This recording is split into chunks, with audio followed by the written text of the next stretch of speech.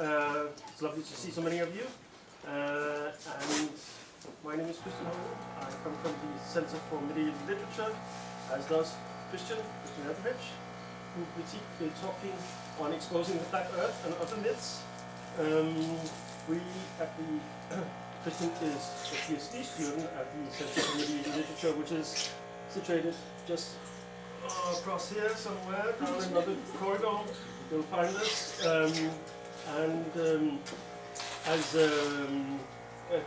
I think Christian is a very good example of what we are doing at the Center for Medieval Literature. Literature is meant in the sense of any kind of writing that we treat across disciplines, across languages, across all the things that normally divide or subdivide the medieval world into nations, languages, fields. So science can talk to literature, can talk to religious text, and so on. And Christian in himself has also done that kind of sort of working across disciplines, I would say, having done much work prior to this on trade, so trade routes in the north, in the medieval age, and it turns out that many of these exact same trade routes are the routes by which knowledge of science was distributed and channeled through, people carried one sort of thing and other sorts of things, either physically or mentally. But today it's more into the world of myths, perhaps, of science. So please, Christian. Thank you very much, Christian, for introducing me, and thank you very much for the organisers to inviting me here. And it's very interesting for me to address a crowd which isn't just medievalists, but is also scientists as well. So I hope to kind of like introduce you in this paper to the idea of medieval science. Now, the whole thing with the flat earth and why I call it the myths of medieval science is because there's been a great popularity that science in the Middle Ages wasn't science, or it did not exist. There are great discoveries in the classical area, especially with the Greeks, and then there was a kind of like a downhill slope where nothing much really happened, especially due to the Catholic Church. And then the Reformation, the Renaissance happened, and then science spun up again and continued its glorious journey to where we are today. However, this is not actually the case, and this is what I'm going to explain as I go through today's paper. Now, I begin with the flat earth. And here we have a modern representation of what such a thing would look like. So, did people in the Middle Ages believe this? Well, we have one example, and this is Cosmas Indicopleustes, and he was a 6th century Byzantine monk. He wrote the book, The Christian Topography. Now, he aimed to prove that the earth was modelled on the tabernacle. And the tabernacle was house of worship, appears in the Bible, and so therefore was flat.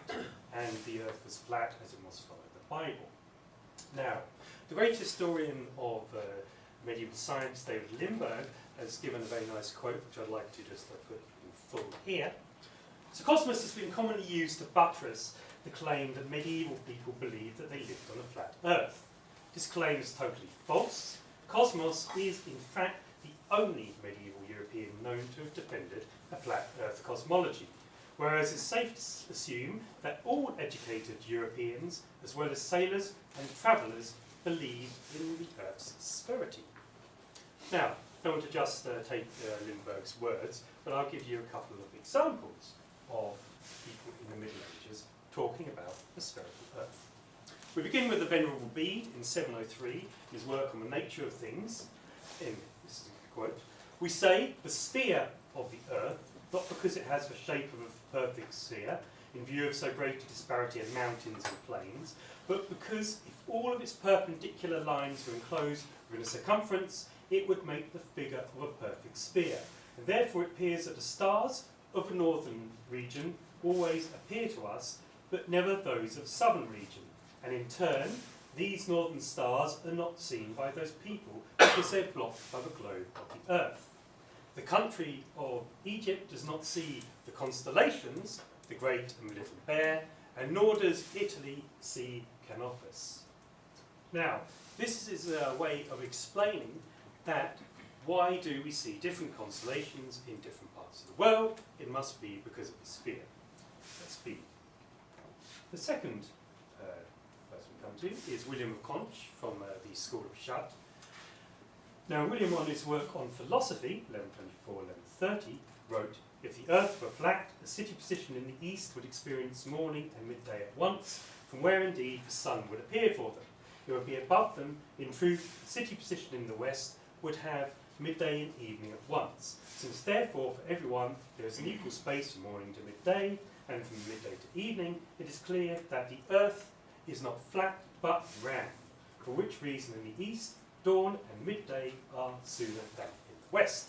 And William didn't just want you to actually take his words, he actually put a diagram. And this is one thing you'll find in medieval science, as I point out throughout today's paper, that medieval people or people working with science, scientific ideas, were constantly trying to show their ideas in different formats. We'll go for the third of our people talking on the spherical Earth, and this is Johannes de Sacrobosco, his work called On the Sphere, and he describes the oceans. So, thus, that the sea has a bulge and is approximately round is shown thus. Let a signal be set up on the sea coast, and a ship leave port and sail away so far that the eye of a person standing at the foot of the mast can no longer discern the signal. Yet if the ship is stopped, the eye of the same person, if he has climbed to the top of the mast, will see the signal clearly. Yet the eye of a person at the bottom of the mast ought to see the signal better than he is at the top, as is shown by drawing straight lines from both to the signal. And there is no other explanation of this thing, or this phenomena, than the bulge of the sea. Therefore, the sea is round.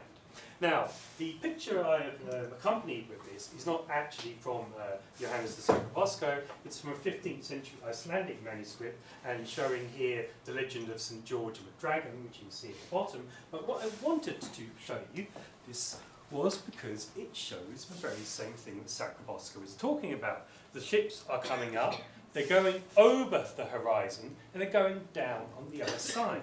The writer, even though the artist, even though he's depicting a scene of a saint's life, still is showing that the earth is a sphere. Now, we move from the flat earth to the early development of science in the Middle Ages. Now, of all of the periods of the Middle Ages, the so-called Dark Ages, from the fall of the Roman Empire to roughly around 1000, is the most belittled and benighted of all of them. The Dark Ages, nothing happened, everything was stasis, it was the worst times. But this is not true either. So this is from the end of that Dark Ages period, from around the year 1011. This is Britforth of Ramsey. He was a monk who wrote his work as Enchiridion on the subject of computers, the calculation of Easter, and he also included astronomy and many other things as well. And he also included many wonderful charts and diagrams. Now, the Christian science of computers, and here we have the Council of Nicaea in 325, where they decided about this, revolves around several things. First of all, the date of Easter. Easter commemorates the Passion, resurrection of Christ. Easter took place during the Jewish feast of Passover. Easter begins at the 14th day of the Jewish lunar month of Nisan, the first month of spring. This is a full moon. Easter is celebrated only on a Sunday. So to calculate Easter, one has to know the solar and lunar calendar and somehow harmonise them together. This is incredibly complicated because they don't fit in perfectly at all. And there's a massive host of variants which it would take a long time to go into, but basically they don't fit and they have to be worked in many elaborate ways to make it work.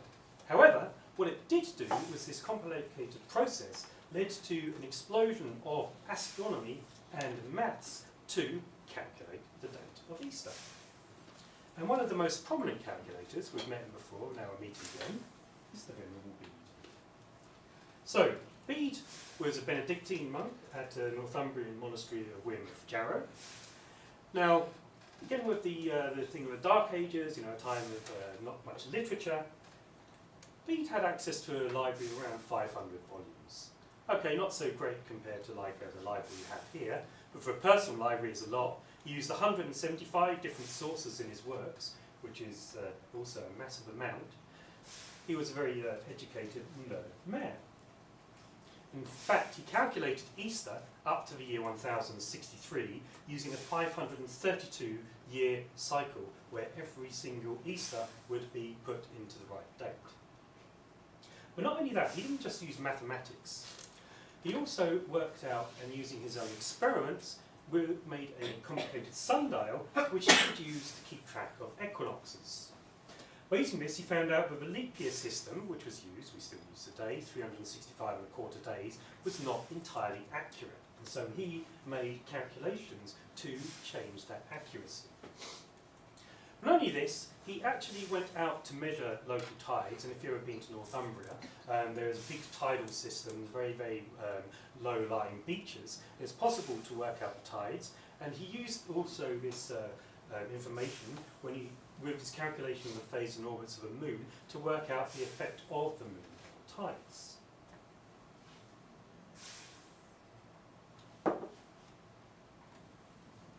Now,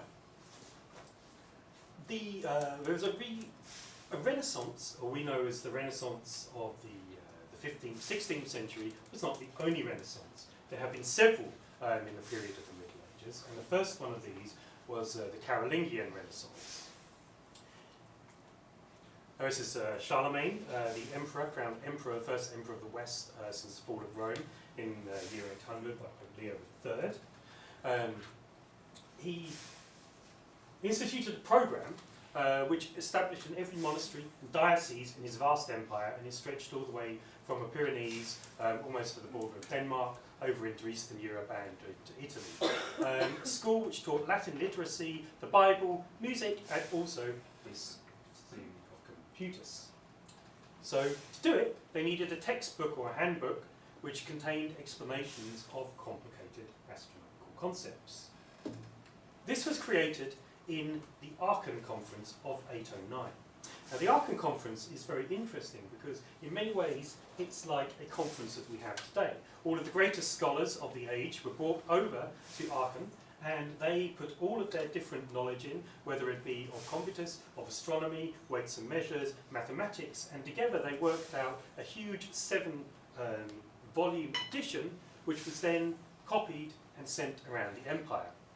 This beautiful diagram here is a page from one of these copies. It also used classical authors, which, contrary to a lot of popular belief, were not forgotten in the early Middle Ages. These are Pliny, Plato, Probius, Martianus Capella, and this shows an example from Martianus Capella, which will be very interesting as we go later into the discussion. This is a picture of the Earth. These beings going around it are representations of the planets. Here are the zodiac, is the zodiac. Now, we can see, for example, here's Mars in his Phrygian hat. We have Jupiter represented as an eagle, and here is the Sun. Now, what is important here is that, of course, in the Middle Ages, people believed that the planets go around the Earth, and so does the Sun. But Martianus Capella was pointing out that actually Mercury and Venus go around the Sun, and they, as a whole, go around the Earth. Now this is very important because this is the beginning of a heliocentric theory. This continues throughout the Middle Ages. Martianus Capella is one of the most read and commented authors of all, and it has great implications, as we'll see later on. So now I'm going to move to one of the great figures of the Carolingian Renaissance, just to show you an example of some of what we were doing in this time. This is Alcuin of York.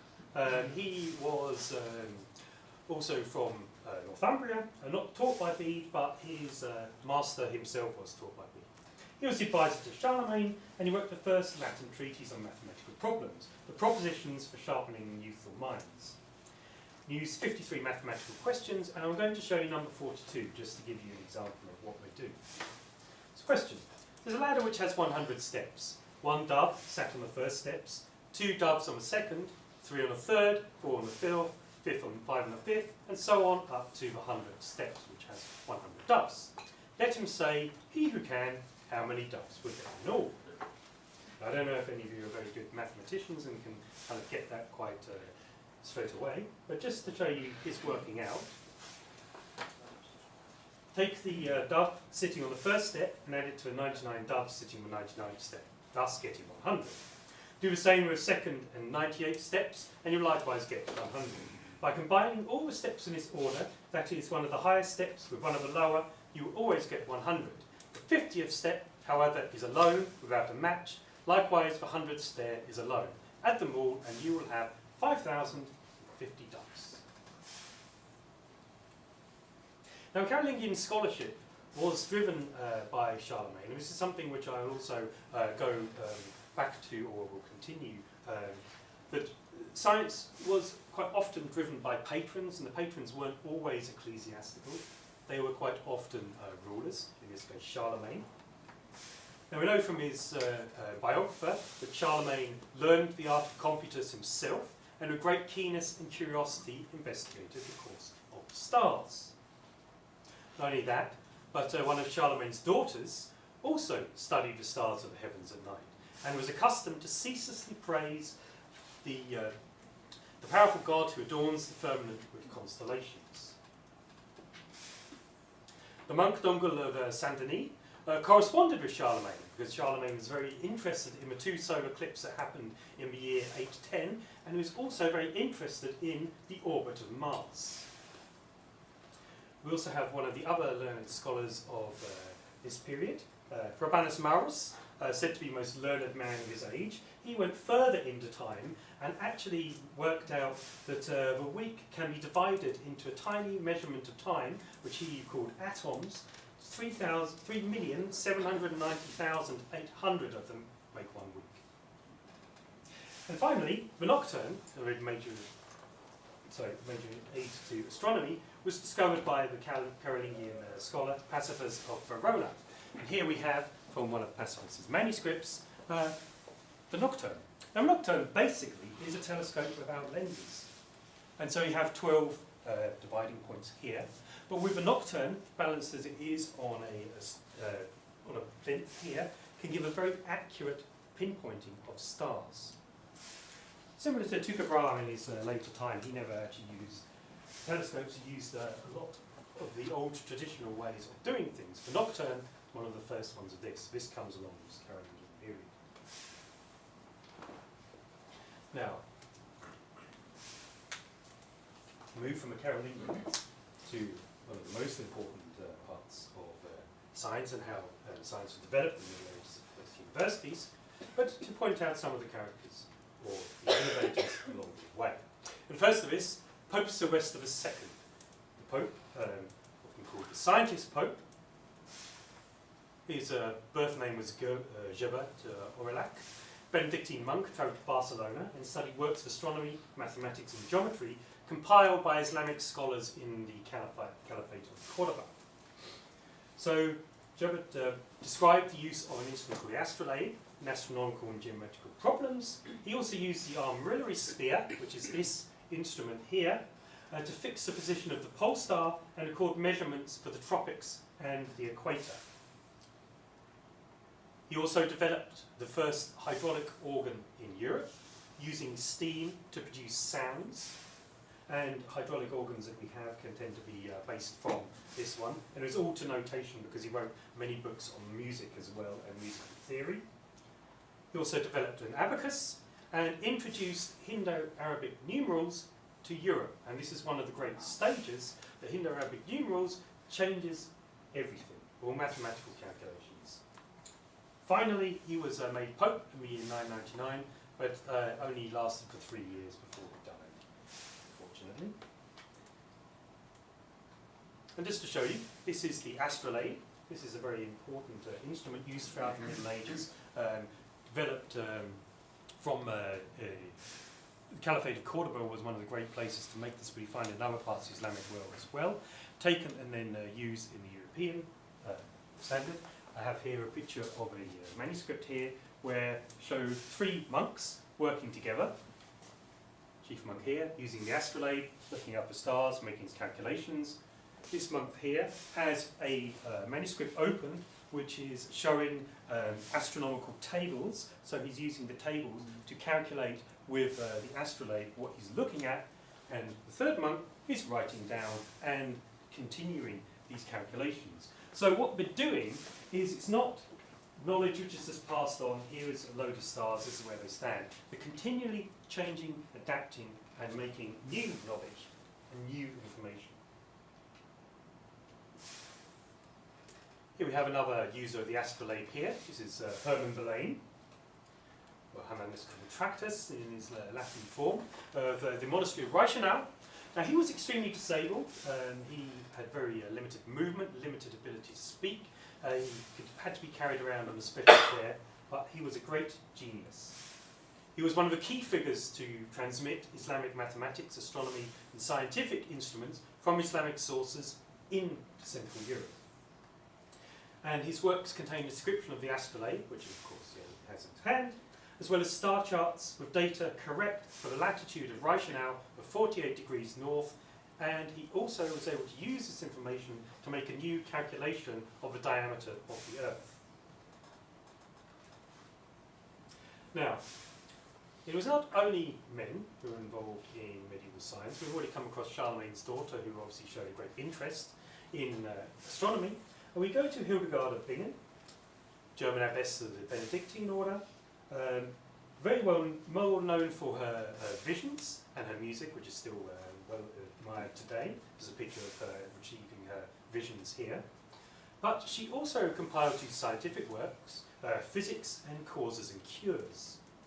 Physics is quite a very interesting work. It's actually 9 books and contains information on over 1,000 different plants and animals. As well as having details of herbal medicines as cures, what's very interesting is that lots of these observations are detailed observations of local natural phenomena around the abbey. So these are things that either her or her nuns have gone out and observed in nature, and then she has written them down. Now we'll move to another of the female scientists, and this is Trotta of Salerno. Salerno in southern Italy had many single master schools which centred on medicine. And these schools produced and developed medical texts which were then copied and used all over Europe. Henrik Harpestrand in the 13th century translates some of the works and adapts them into Danish, which then comes all over Scandinavia. Most important figures of the Salerno schools was Trotta of Salerno, who lived in the mid-12th century, and she wrote on treatments for women and practical medicine, according to Trotta. And this was one of the most popular works of medicine in the Middle Ages. Now, we had the royal patron of Charlemagne, and I will now move to a different royal patron. This is Roger II of Sicily. So, Roger II developed a court of classical Greek and Arabic learning at Palermo, personal interest in mathematical geography,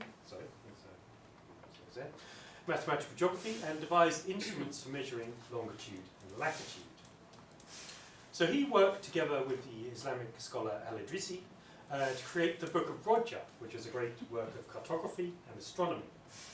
What's interesting with this work was that Roger interviewed scholars and first-hand observers singly and then also in groups until consensus was achieved. So it wasn't just one person's idea, it was a lot of people, the best people of the age, working together, and they were Greek, they were Norman, and they were Arabs and Jews, working together to create this great work. And this is part of the Book of Roger here. So one of the fantastic maps, we can see that it contains many of the things we have. We see Denmark is up here, and the British Isles, of course Italy and Sicily are very well detailed, and the map stretches all the way down to Indonesia.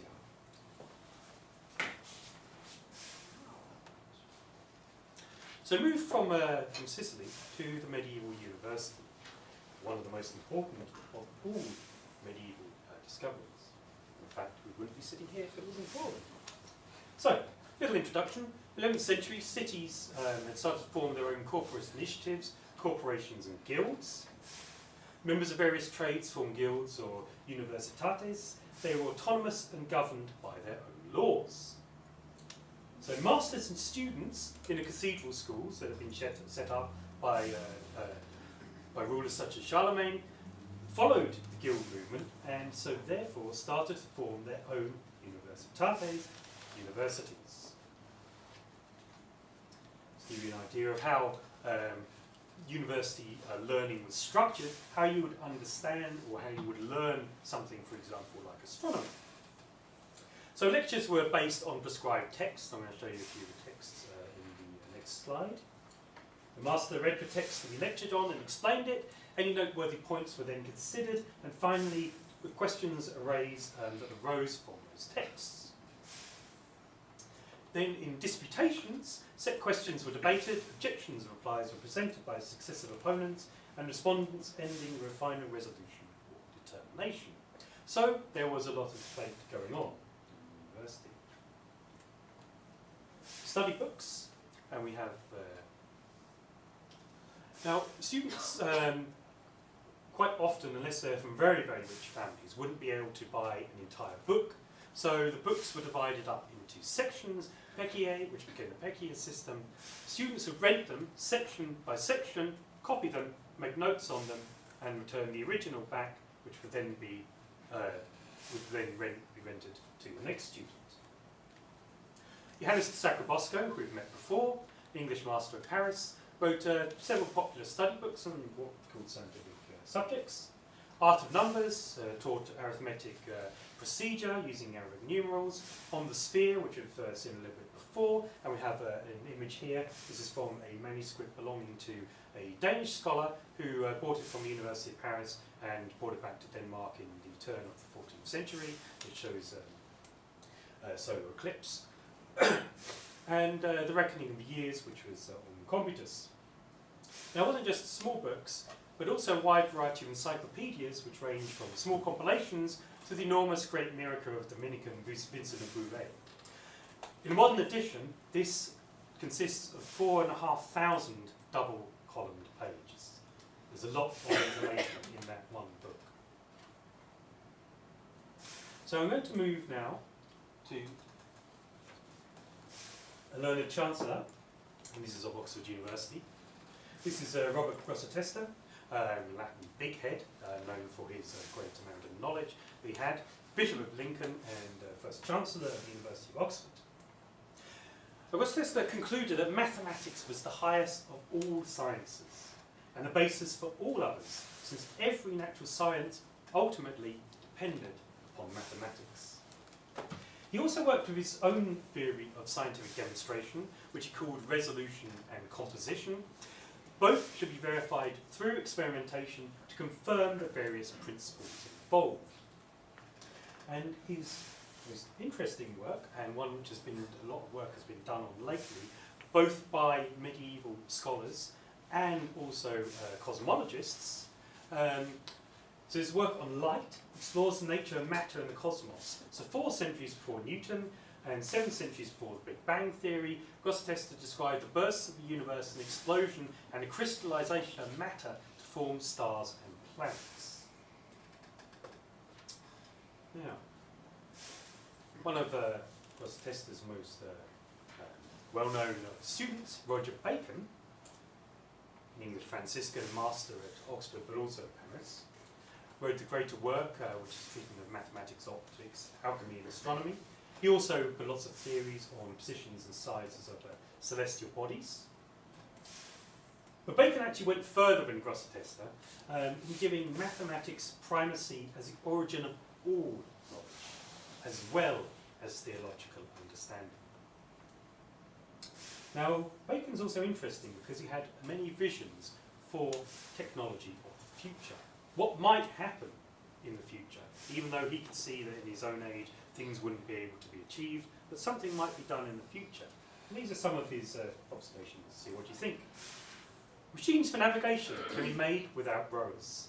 So the largest ships on rivers or seas were moved by a single man in charge with greater speed than if it were full of men rowing.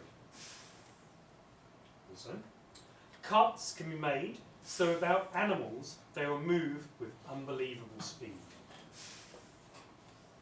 Flying machines can be constructed so that a man sits in the midst of a machine revolving some engine by which artificial wings are made to flap like a bird. A machine can easily be made for walking in the seas and rivers, even to the bottom, without danger. Never made any of these, but he had the vision to see that they could one day could happen. So I'm going to move to a Danish example, which is Petrus de Dacia, a canon of Roskilde.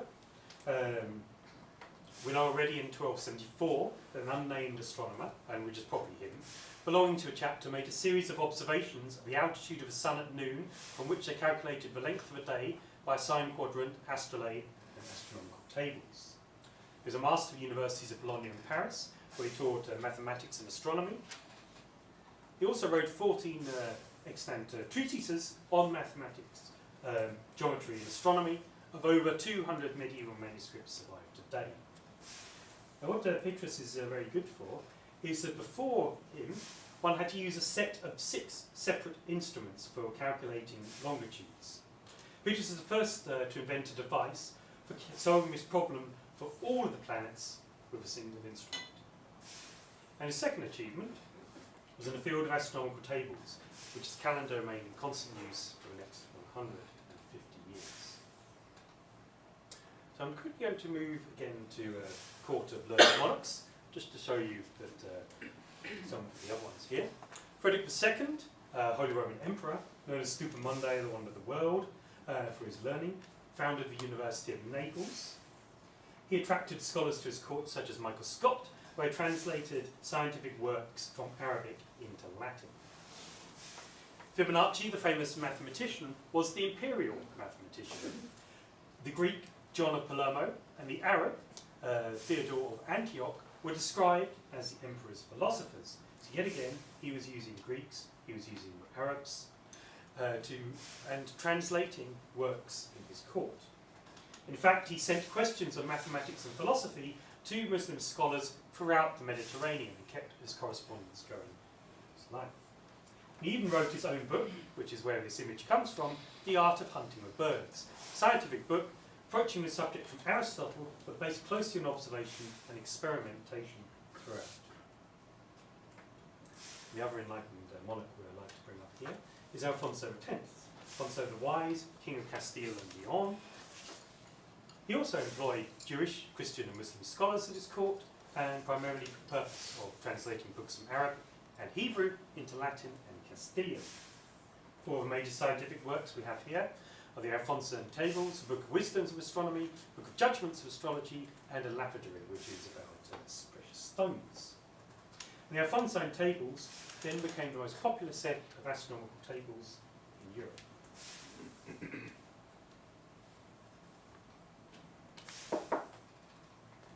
Let's move further with medieval astronomy and physics. To show, I'd like to show here, the Merton calculators from Merton College at the University of Oxford. This is a picture of Merton College, pretty much still standing as it was then. Now this is a school of people who work together, working on problems to do with physics. They formulate mathematical rules for different types of motion, changes in speed of moving bodies. They measure the alteration of degrees of intensity of physical qualities, such as cold and heat. Thomas Bradwardine was the head of calculators, who wrote his treatise on proportions. And so he's developing Aristotle's idea of velocity. A moving object is proportional to the moving force, inversely proportional to resistance of the media. And he also anticipated the concept of exponential growth. Also from Merton College was William of Ockham. Now William of Ockham wasn't actually a scientist as such, but his work, or his Ockham's razor, is a very useful tool for doing this. The term razor in itself versus distinguishing between two hypotheses, either by shaving away unnecessary assumptions or cutting apart two similar conclusions. In his own words, it is futile to do more things that which can be done with fewer. Another of the great physicists, Stanford University of Paris, Jean Buridan, followed the Byzantine scholar John Philoponus and the Persian polymath Avicenna, and proposing that motion was maintained by some property of the body imparted when it was set in motion. And so he named motion property impetus from a term impressed force used by Avicenna.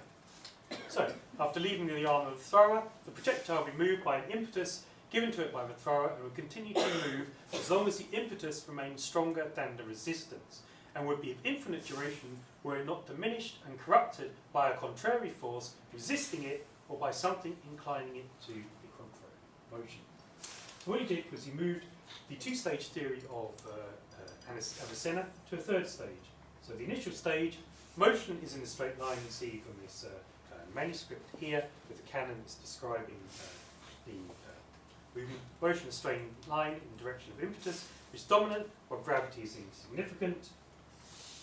The path begins to deviate downwards to a straight line as part of a great circle as air resistance slows the projectile and gravity recovers. And gravity alone draws the projectile downwards vertically as all the impetus is spent. Didn't use the term gravity, but this is what they're referring to.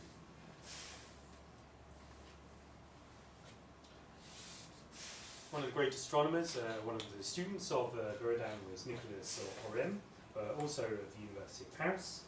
And he was interesting because he discussed the range of evidence for and against the daily rotation of the Earth on its axis. And he actually maintained that if the Earth were moving and not the celestial spheres, all the movements that we see in heavens that are computed by the astronomers would appear exactly the same as the spheres were rotating around the Earth. Now, Orem actually believed still that everything revolved around the Earth, but he could see that it could be possible to look at it another way.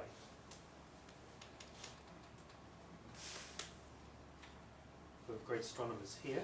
Regiomontanus, a German astronomer studying in Leipzig and Vienna.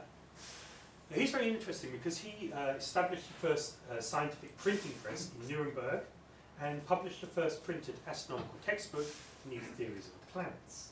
He actually established Nuremberg as a centre for astronomical and mathematical studies and observed the comet of 1472. He estimated its distance to be 13,120 kilometres and the diameter as 129.6 kilometres. Of course, they're not correct, but they show that he is aiming to be correct and that he is able to be dealing with thousands of kilometres to try and get his ideas forward. It is believed that possibly Regiomontanus actually was coming close to a theory of heliocentrism before he passed away. Now, one of the developments of this time is the astronomical clocks. So it wasn't just the use of astronomy and the astronomical instruments, but the clocks themselves. Hourglass has already been used as timekeeping devices since the Carolingian Renaissance. They were already common by the 14th century, and by this time the earliest clocks were invented. We don't know who invented the very, very earliest clock, but certainly the first astronomical clock was the Abbot Richard of Wallingford in St Albans in the 1330s. The wonderful clock we're looking at here, it was created by Nicholas Lilienfeld and is in Lund Cathedral, where it has sat there since 1420, which of course then was living in Denmark. And Petrus Astronomus, a German monk from Vadstena monastery, created an astronomical clock in Uppsala in 1506.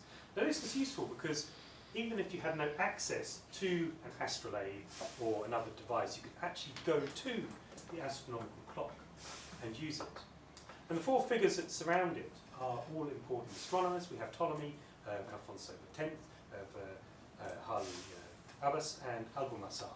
So one of them is the Greek astronomer Ptolemy, Alfonso X we've come across, and 2 are Islamic scientists.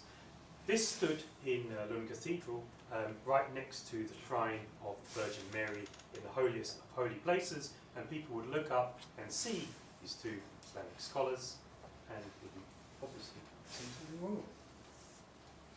And just to give you an example of some astronomical manuscripts that I've been looking at, we have an Equatorium. This is a fragment from Norway, the 15th century, and Peter Albertson, who was the first Vice-Chancellor of Copenhagen University, brought with him his own astronomical manuscript and from the University of Cologne and donated it to the library. What is called is a Volvel here. What I'm showing you these briefly is these were being able to be used on paper, what can be done with the clock and what can be done with the astronomical instruments. Okay, so I'm realising I'm actually running a little bit out of time, so I'm going to have to skip a few things here. But I will just quickly move to medicine. So Theodoric of Luc, Italian Dominican surgeon, he stressed the importance of personal experience and observation instead of relying blindly on ancient sources. The practice of Galen, of encouraging the development of pus in wounds, was wrong, so I believe, and he had a more antiseptic approach, with a wound being clean and closed to promote healing. Bandages were to be pre-soaked in wine as a form of disinfectant, and he also used anesthetics, sponged, soaked in dissolved solution of opium and other substances held beneath the patient's nose to induce consciousness. And Mondino de Luzzi, Italian physician, anatomist, professor of medicine at Bologna. He was the first to incorporate systematic study of anatomy and dissection into medical curriculum. And he formed the first public dissection in Bologna in 1315, which was formally sanctioned by the Vatican and was in fact the first officially sanctioned genome anatomy since the 2nd century before Christ. And his work was one of the first true anatomical texts. Also using this kind of personal experience, I want to just quickly bring you to 2 battlefield surgeons. John Ardern, English surgeon, member of the Guild of Surgeons. He also recommended opium for pain relief and as anaesthetic. And he saw active service in the 100 Years' War, and the injuries he saw informed his medical writings for 3 decades. And this is a beautiful scroll, now kept in Stockholm, brought over by Philippa of Lancaster. Ardern was surgeon to her father, and shows many of his different treatments. John Bradmore, English surgeon working as court physician through the reign of Henry IV. Sorry, it should be Henry V. In the Battle of Shrewsbury in 1403, King was shot below the eye of an arrow, and Bradmore invented an instrument that could be used in extraction. He guided it into the room to extract the arrowhead successfully. The wound was then filled with wine to cleanse it. So yet again, these are people who are using their observations to create newer and better medicine. And we'll just finish the section on medicine with some more Italian female physicians. Bella of Salerno is a mid-14th century Roman physician, taught medicine at Salerno, lecturing on medical practice and women's health. Rebecca de Guana, Italian physician and surgeon also at Salerno, worked on fevers, on urine and on the embryo. Mercuriade worked on crisis, pestilent fever and the cure of wounds. Constance Calenda, Italian surgeon specialising in diseases of the eye. Her father was a dean of the faculty of medicine at the University of Naples. Dorothea Bucca was an Italian physician. She held a chair of medicine and philosophy at the University of Bologna from 1390 all the way to 1430. And finally, Calrizzi del Dorisio, Italian physician and surgeon who specialised in diseases of the eye. So I just wanted to point out that quite often it seemed that there wasn't female surgeons, wasn't female people working what we call science today, but certainly in the case of Italy, that's not true. Fortunately, because of time, I'm going to have to quickly skip through some sections here. I'll just quickly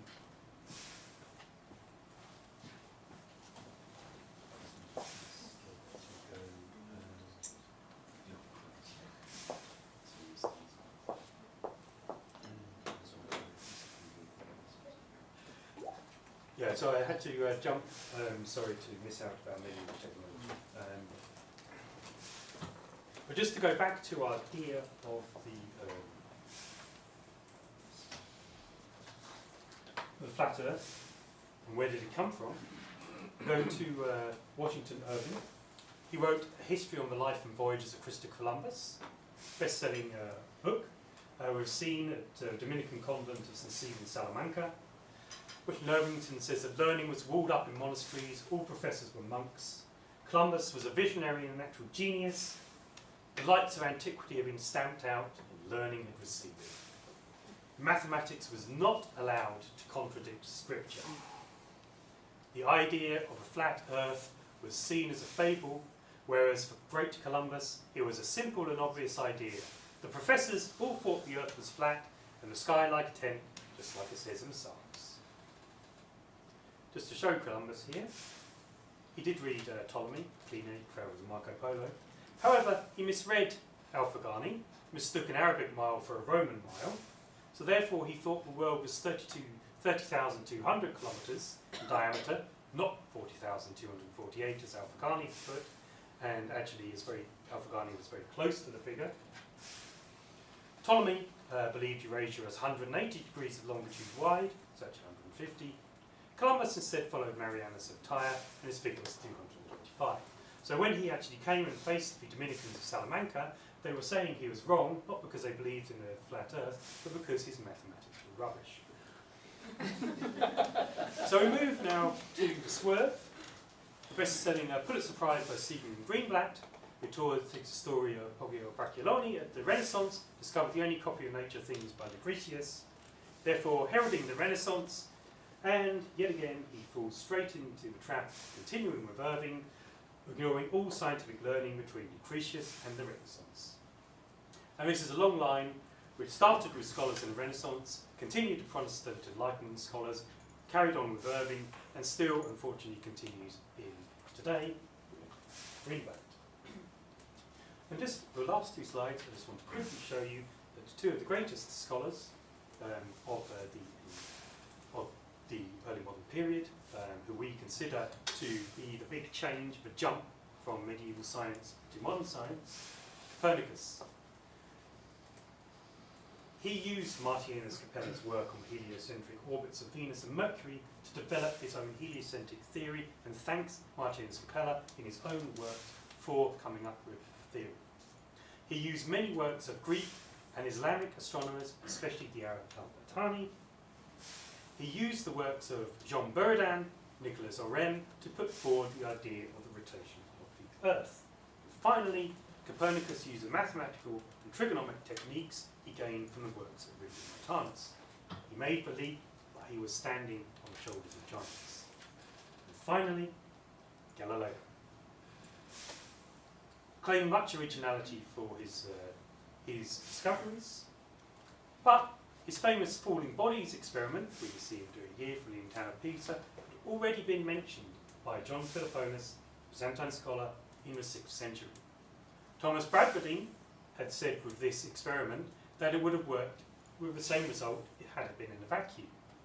Giovanni Benedetti, Italian mathematician, had actually produced his own results 50 years before Galileo in Italian, German and in English.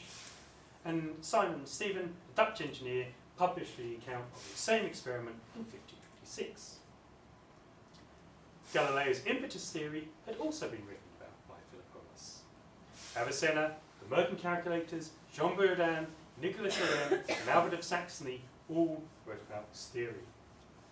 And finally, the Spanish Dominican, Dominican de Soto, published a theory in 1551.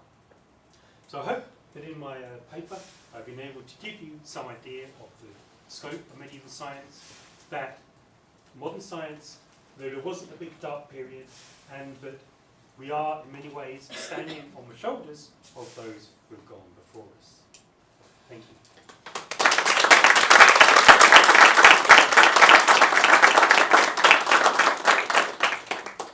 Thank you very much, Christian. We have maybe time for questions. There are already questions, I think. Can I ask? Was Galileo actually aware of those previous studies? Yes, Well, Okay. certainly he was aware of the ones that have been published. But yes, So what was the merit? I mean, of Galileo was putting together all these different Galileo was the contributions, great, or he was the great publisher. And certainly Okay. he was, his great discoveries with the telescope, definitely not to be taken away Mhm. from him. But he was a great publisher, so he was able to put forward a lot of these theories and claim them as his own. One of the things we, to stay with Galileo, credit him with in physics education or physics teaching is to say that, I didn't know about all these people going forward, but one of the things we credit him with is the numerics. That he claims that not only do heavy and light objects fall at the same rate, but also that how acceleration works, meaning that the distant covers goes as the square of the time. Was that published by any of the others, do you know? Or was it indeed published by Galileo? I mean, we attribute it to Galileo, but I don't That I know if you couldn't knew say. it. Sorry? That I couldn't say. I'm Because- not sure. A lot of the things you say about the earlier physicists, sort of Mhm. what I would though call pre-physicists, is to say that they have some of the generalities right. And this is something I didn't know, and it's of course very important. But the thing that really changes with Galileo, with Kepler, and with Newton is that we get numerics. We become able to make exact predictions about these things. Well, certainly, I mean, with the physicists, I believe at least the Merton calculators were already starting to make these calculations with physics. Some of their work is published. Of course, they're not taking away yet again from Galileo and certainly not from Kepler and the others. But certainly the beginnings of what they have done is coming from the medieval period. Do we know anything about what the common man thought about the shape of the Earth? Much harder to work out because we have very little evidence of what people thought about such things. For example, Ludwig Holberg has his famous play Erasmus Montanus, where he gets the university-educated scholar, comes back to his village and starts to talk about the spherical Earth, and everyone mocks him because they believe in a flat Earth. Now, I'm not sure if Holberg is using actually experiences from his own, using his own experiences, or whether this is a kind of common theory. But certainly, what Sacrobosco has described, and what I can show you, what I showed you with the image of St. George the Dragon, that people who are on boats can see that the Earth is spherical. It's a kind of a common sense way of seeing things. Just to briefly follow up on that, non-scientific writers also describe the Earth as round in this period. So I mean, that doesn't get you the common man per se, but it does show that it's a wider phenomenon. And also to follow up on that again, in church art and architecture, Christ is often depicted as sitting on the earth, which is round. So the common man would see spherical depictions of the earth. So there is no reason to believe that the common man thought the earth was flat. Every single piece of evidence we have points to the opposite direction. So most likely, all people who came to a church which had a depiction like that, either on the exterior decorations or inside the church space, would know that the earth was in fact round. And also to follow up as well, often depictions of an emperor who would be holding the orb as a symbol of office, and the orb represents the earth.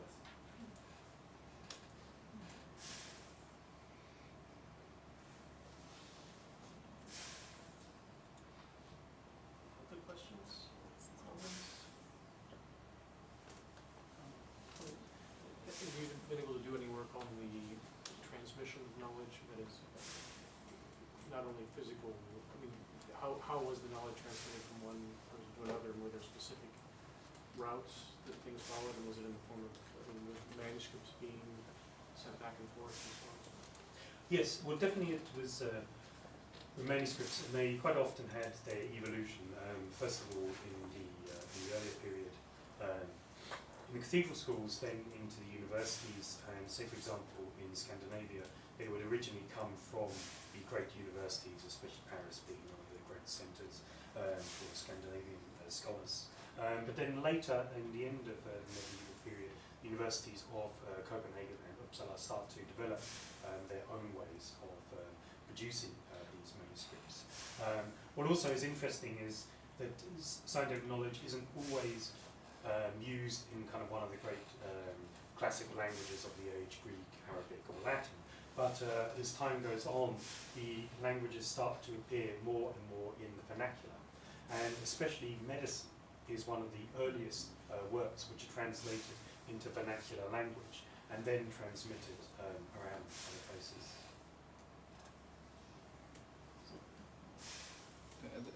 At the end of the first part of your presentation, you mentioned that in Italy there were, at around the 15th century, there were many female physicians. So, I mean, are there any particular, and then you, if I got it right, you mentioned that this was a very particular case. So, is this, I mean, are there any particular reasons for this? I mean, some cultural reasons? Well, it's definitely something I would like to go into, and I think any Italian medievalists in this room would be better able to explain this phenomenon than me. But certainly, from the very beginning of the school of Salerno, we already have female scholars. It's interesting that you have Hildegard of Bingen in Germany, but then later the female scholars, doctors seem to kind of dry out in Northern Europe, but certainly in Italy still popular. In Byzantium, is there any places of this? Scholars, writers, but scholars. Yeah. No, sciences. No. Not off the top of my head. No, but it certainly is a very interesting case, and especially as I showed you, that you actually had chair sort of medicine and philosophy being women. Yeah. So, it's definitely something which is very overlooked, and I think there needs to be a lot more work done into this, and a lot more work done into their own. I think a lot of their works are not actually published, so there is a lot of work for scholarship in the next coming years on this particular subject. Yeah, so thanks a lot for your talk, and so you covered a kind of almost 1,000-year period here, and of course you talked about a couple of people and works. Can you give us a little more of a feeling whether that was a continuous process or a little steady trickle of discoveries that were picked up and so on? Or was that, I don't know, more discontinuous? So there was a couple of people whose discoveries sometimes, I think, they were works that were lost for a long time as far as I remember, and then picked up. Was that just 2 or 3 stages, or was that more a continuous trickle? Well, we certainly have the most important stages are the translation of Arabic works into Latin. And this starts off already in the time of Jabir Aurelian in the end of the 10th century, becomes very, very important in the 12th century. The fall of Constantinople, 1204, then you suddenly have, in the 13th century, you have a lot of manuscripts which then come over from Greece. These are 2 big things. Then the universities for the kind of correlation of these ideas, and then the spread of ideas. These would kind of be what I would consider like the big changes.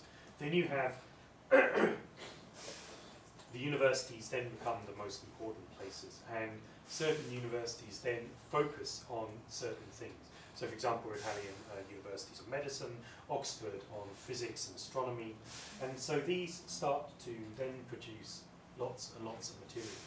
One thing certainly that the more I've looked into it, the more that science, medieval science, has been vastly overlooked. There are thousands of manuscripts which have never been looked at, only cursorily, looked in, seeing what maybe they're talking about, and then that's it, catalogued and never looked at. There's whole treatises which have never been, never had editions, let alone translated. So I believe that the movement of medieval science was on a far bigger scale than we have been led to believe, because we have been led by, unfortunately, like Galileo and also Washington Irving into believing that the past or the medieval period didn't have these movement of ideas. I don't know if that's answered your question. Yeah, that's good. Thanks.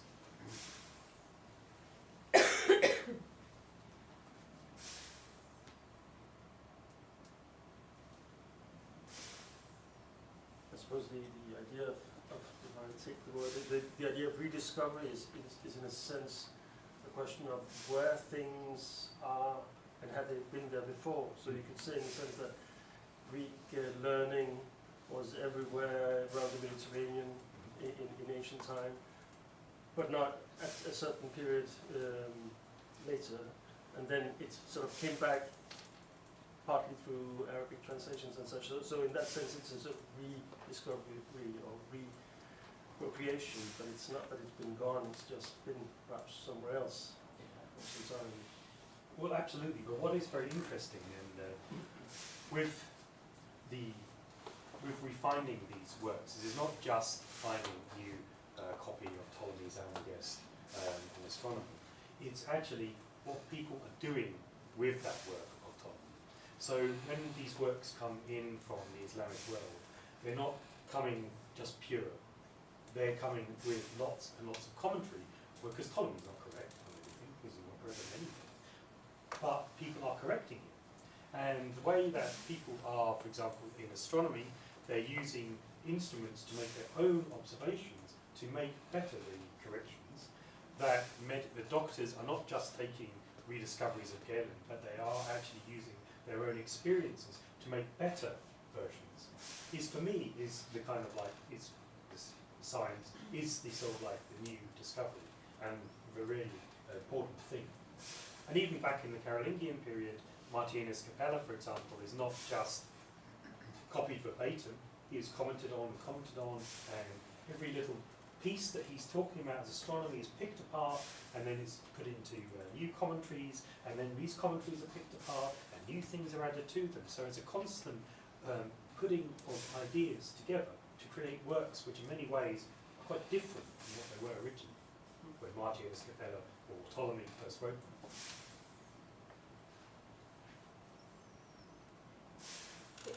What is the reason? I mean, you may not know this, but do you know the reason why they take up, I just forgotten the English word, autopsy of human bodies again? Is that because they've read about it and they sort of discuss that this is an interesting approach, or because it seems quite a radical, even with such a long gap?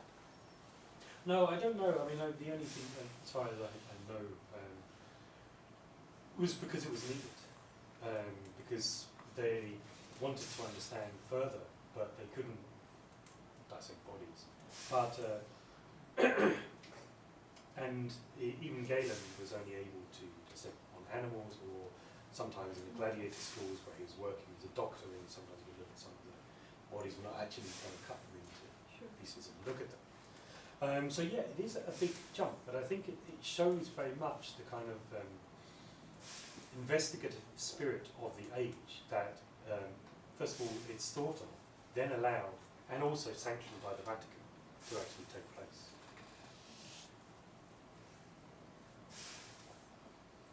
You mentioned battlefield physicians as well, and presumably throughout the entire period there was a kind of practical medical knowledge that was developed and passed on about the treatment of wounds, and also when you see certain parts of the body exposed at different moments and so on. So when I think we see the textbooks or the great books of this, but there must have been a more familiar kind of knowledge that was developed and passed along.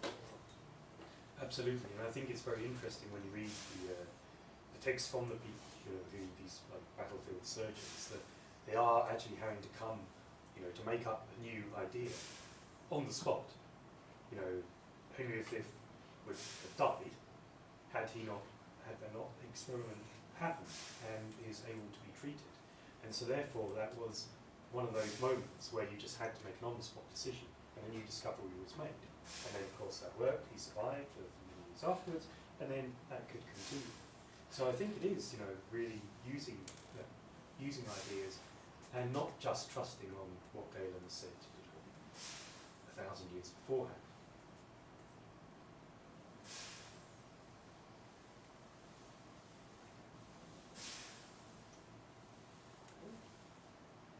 Very good.